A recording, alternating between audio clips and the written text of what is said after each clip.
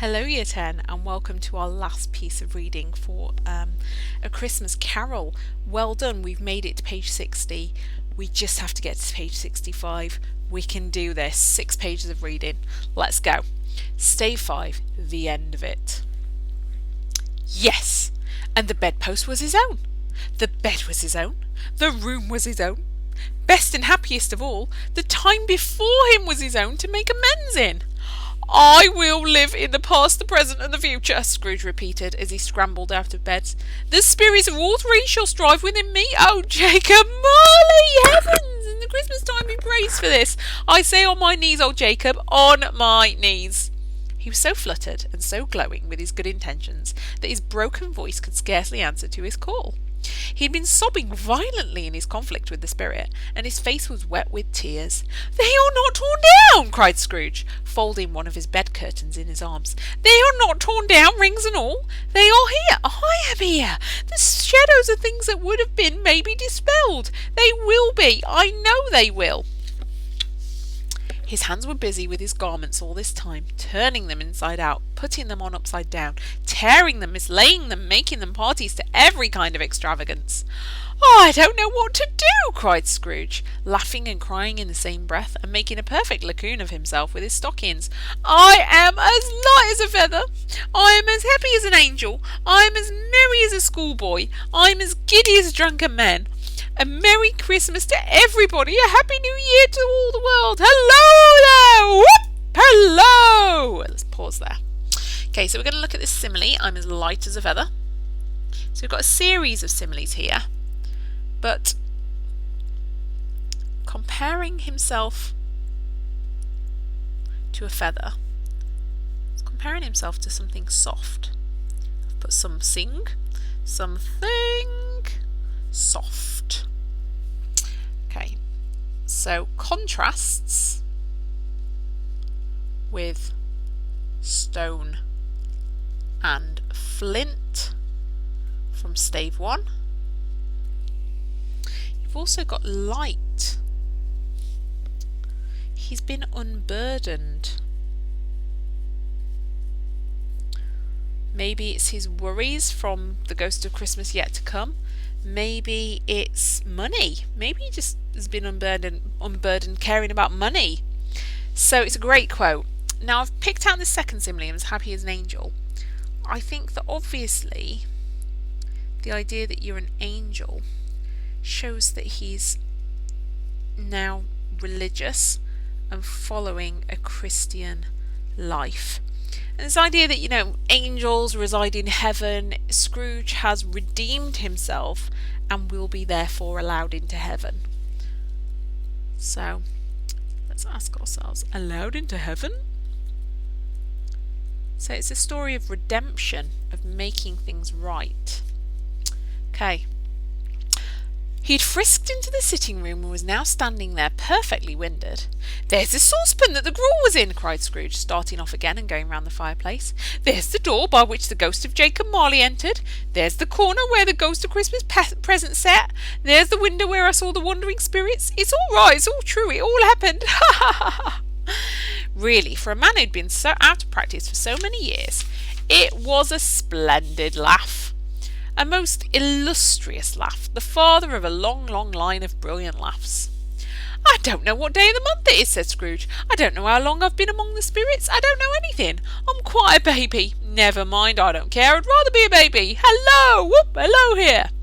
He was checked in his transports by the churches ringing out the lustiest peals he'd ever heard.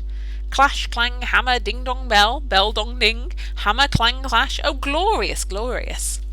Running to the window, he opened it and put out his head. No fog, no mist, clear, bright, jovial, stirring cold, cold, piety-peen for the blood to dance to, golden sunlight, heavenly sky, sweet fresh air, merry bells. Oh, glorious, glorious. Okay, so this is pathetic fallacy.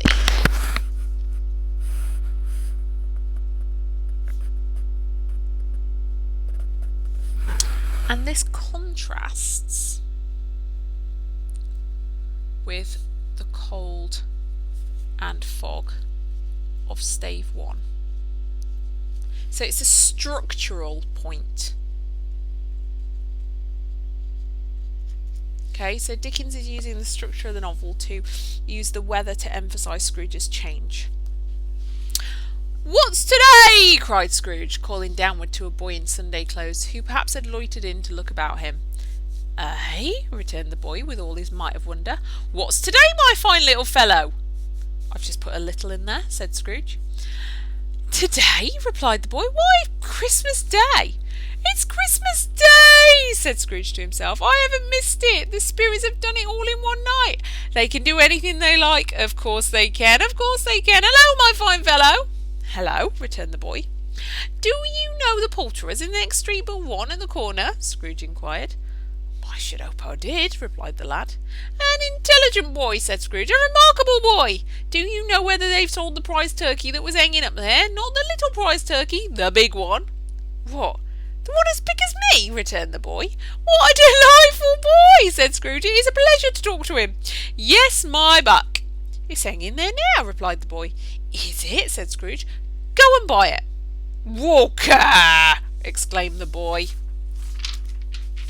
"No, no," said Scrooge. "I am in earnest. Go and buy it, and tell them to bring it here, that I may give them the direction where to take it. Come back with the man, and I'll give you a shilling. Come back with him in less than 5 minutes, and I'll give you half a crown." The boy was off like a shot.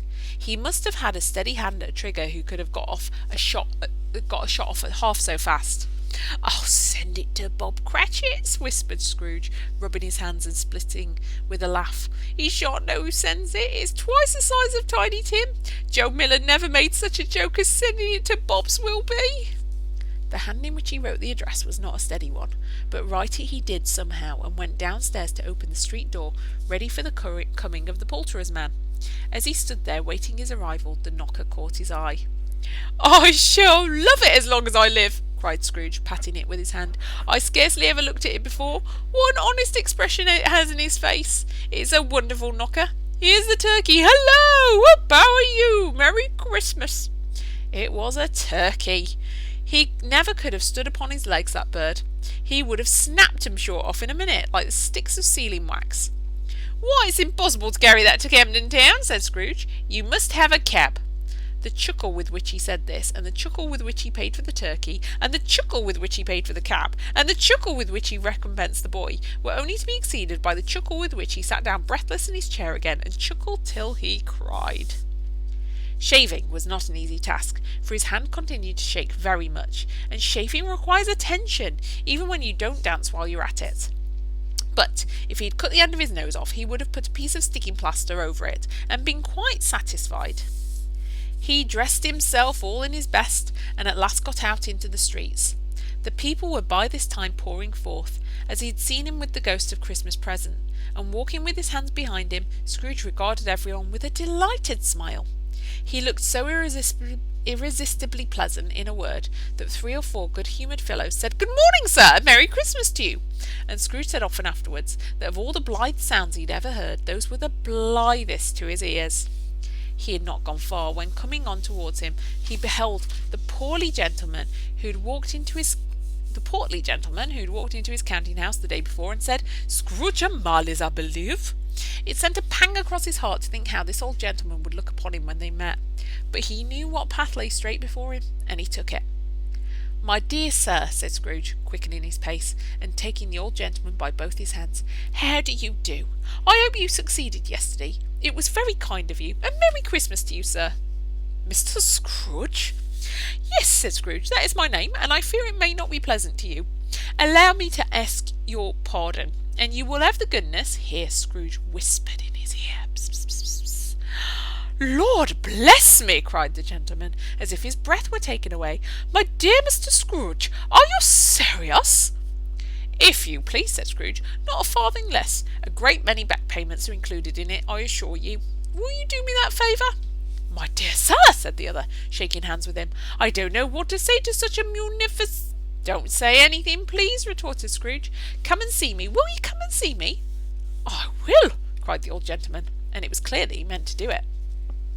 "Thank ye," said Scrooge. "I'm much obliged to you. I thank you 50 times. Bless you." He went to church, and walked about the streets, and watched the people hurrying to and fro, and patted children on the head, it's a bit weird, and questioned beggars, and looked down into the kitchens of houses and up to the windows, and found that everything could yield him pleasure. He had never dreamed that any walk, that anything could give him so much happiness. In the afternoon he turned his steps towards his nephew's house. He passed the door a dozen times before he had the courage to go up and knock. But he made a dash and did it. "Is your master at home, my dear?" said Scrooge to the girl. "Nice girl, very." "Yes, sir." "Where is he, my love?" said Scrooge. "He's in the dining room, sir, along with the mistress. I'll show you upstairs, if you please." "Thank'ee. He knows me," said Scrooge, with a hand already on the dining room lock. "I'll go in here, my dear." He turned it gently and sidled his face in round the door. They were looking at the table, which was spread out in great array, for these young housekeepers are always nervous on such points, and like to see that everything is right. "Fred!" said Scrooge. "Dear heart alive, how is niece by marriage started?" Scrooge had forgotten for the moment about her sitting in the corner with the footstool, or he wouldn't have done it on any account. "Why, bless my soul!" cried Fred. "Who's that?" "It's I, your Uncle Scrooge. I have come to dinner. Will you let me in, Fred?" "Let him in? It is a mercy he didn't shake his arm off. He was at home in 5 minutes. Nothing could be heartier. His niece looked just the same. So did Topper when he came. So did the plump sister when she came. So did everyone when they came. Wonderful party, wonderful games, wonderful unanimity.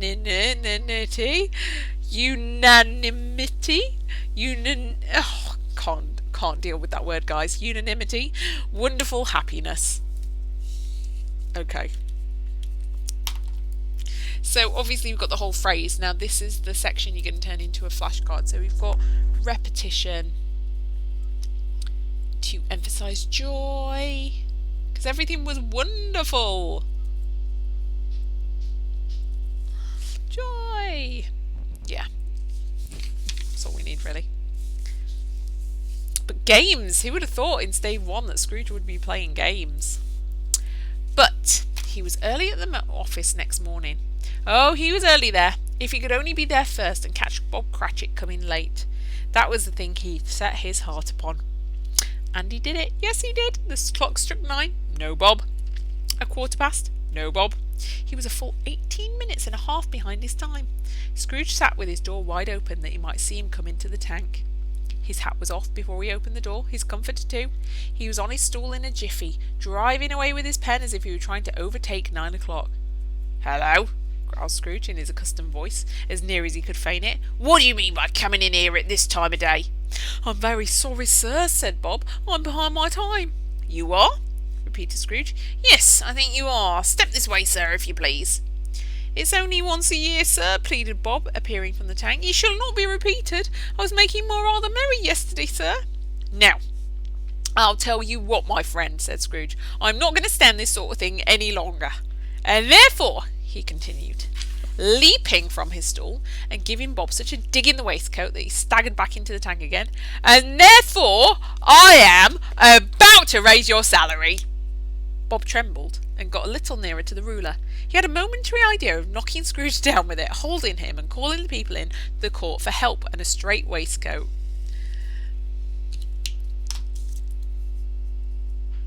So we've got the exclamatory sentence. Really conveys a tone of warmth, doesn't it?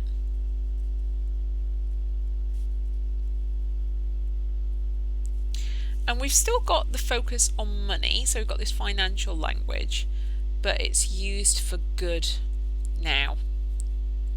So instead of him refusing to give away money and telling it Bob Cratchit is essentially stealing from him for taking a bank holiday off, he's now changed his attitude, hasn't he? But Bob thinks that Scrooge is mad and wants people to come and take him away. "A Merry Christmas, Bob," said Scrooge with an earnestness that could not be mistaken as he clapped him on the back. "A Merry Christmas, Bob, my good fellow, than I have given you for many a year. I'll raise your family and endeavour to assist your struggling family." Sorry, did I say I'll raise your family? I think raise your salary. Too much Christmas spirit right now. And we will discuss your affairs this very afternoon over a Christmas bowl of smoking Bishop Bob. Make up the fires and buy another coal scuttle before you dot another I, Bob Cratchit. Scrooge was better than his word. He did it all, and infinitely more, and to Tiny Tim, who did not die, he was a second father.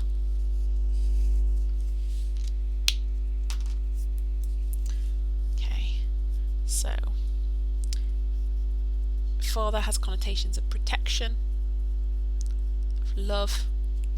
I mean, second father, you've got Bob, his actual father, but then he, as we know, Tiny Tim goes to church, so he believes in our Father, he believes in God. So Scrooge is somewhere between the two, isn't he? He's kind of this guiding, benevolent presence, but also someone who's loving. So he wasn't literally a second father, so that is a metaphor. He became as good a friend and as good a master and as good a man as the good old city knew, or any other good old city, town or borough in the good old world. Some people laughed to see the alteration in him, but he let them laugh, and little heeded them, for he was wise enough to know that nothing ever happened on this globe, for good, at which some people did not have their fill of laughter in the outset. And knowing that such as these would be blind anyway, he thought it quite as well that they should wrinkle up their eyes in grins, and have the malady in less attractive forms. His own heart laughed, and that was quite enough for him. He had no further intercourse with spirits, but lived upon the total abstinence principle ever afterwards, and it was always said of him that he knew how to keep Christmas well, if any man alive possessed the knowledge. May that be truly said of us, and all of us. And so, as Tiny Tim observed, God bless us, every one. Hurrah! Sorry, I just realised you can't see the bottom. Hurrah and huzzah, well done for getting to the end. Hopefully you've enjoyed it. Yeah, give yourselves a round.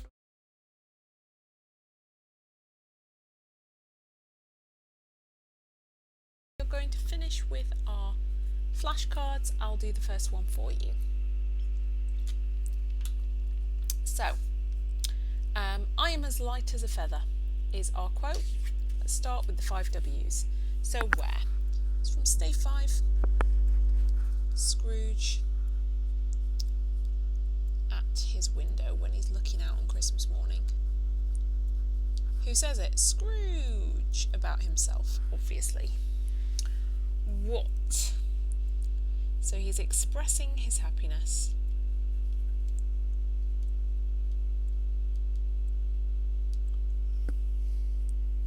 When? Christmas Day.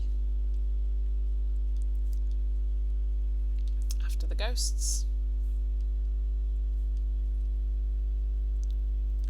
And why? He's a changed man. That's why he's as light as a feather. He's lost all the burdens that he had before. Okay, so get that copy down. Sorry, let me straighten that. Please get that copy down.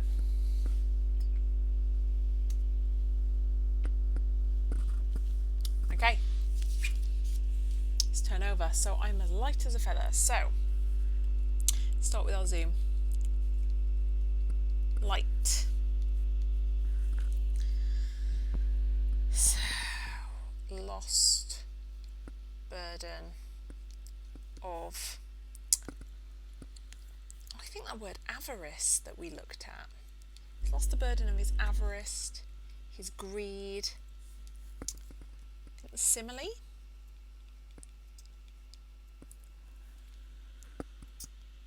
Compares to something soft, which links into a structural point. So that's a structural choice, which is to contrast with Stave 1, where it's described as hard and sharp as flint. Okay, and then our writer's message. Everyone can be redeemed. Everyone can change their ways. Okay, so please get that copy down. Once you finish your flashcards, you have on the PowerPoint slide a list of other quotes that you need to make flashcards for. Follow the same process that I've just taken you through. Well done for making it to the end of A Christmas Carol. Give yourselves a hearty slap on the back.